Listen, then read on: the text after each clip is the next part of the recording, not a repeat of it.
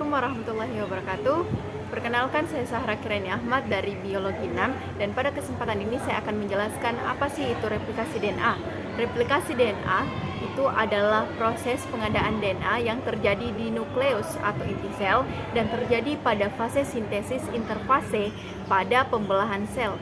Tujuannya agar sel anak mengandung DNA yang identik dengan DNA induknya. Selanjutnya kita akan membahas mengenai model replikasi DNA. Replikasi DNA ternyata terdapat 3 model, yaitu model yang pertama adalah model konservasi, di mana kedua untai DNA induk berfungsi sebagai cetakan. Sedangkan model yang kedua yaitu model semi konservatif, di mana kedua dan induk memisahkan masing-masing membuat unta baru sebagai pelengkapnya. Dan model yang ketiga adalah dispersif, di mana beberapa bagian DNA induk secara digunakan berfungsi sebagai cetakan. Kemudian masing-masing bagian tersebut membuat bagian DNA baru sebagai pelengkap. Selanjutnya kita akan membahas tentang enzim yang digunakan dalam replikasi DNA. Yang pertama ada enzim helikase yang berfungsi untuk memutuskan ikatan hidrogen untuk membuka rantai double helix DNA menjadi 2 rantai tunggal. Enzim yang kedua adalah RNA primase yang berfungsi untuk membentuk RNA primer sebagai awal pembentukan rantai baru DNA.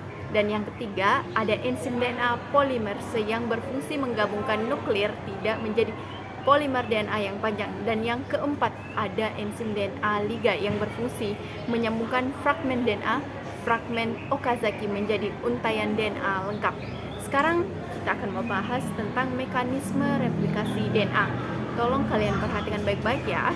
Nah, bagian yang ditunjuk itu adalah enzim helikase yang membuka rantai DNA menjadi 2 rantai tunggal.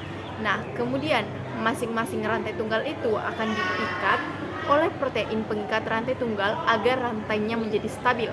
Dan rantai yang pertama ini kita akan sebut sebagai strain terkemuka atau rantai utama.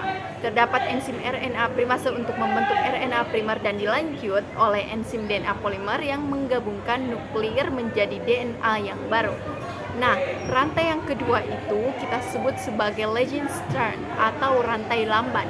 Kita akan membahas rantai lamban ini ya. Pertama itu ada enzim primase, ya RNA primase yang membentuk RNA primer, kemudian dilanjut oleh enzim DNA polimerase yang menggabungkan nukleus tidak menjadi rantai DNA baru yang terpotong yang kita sebut sebagai fragmen Okazaki.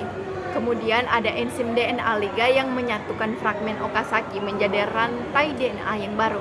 Nah, begitulah mekanisme tentang replikasi DNA sehingga kita bisa lebih paham lagi. Oke, sampai jumpa.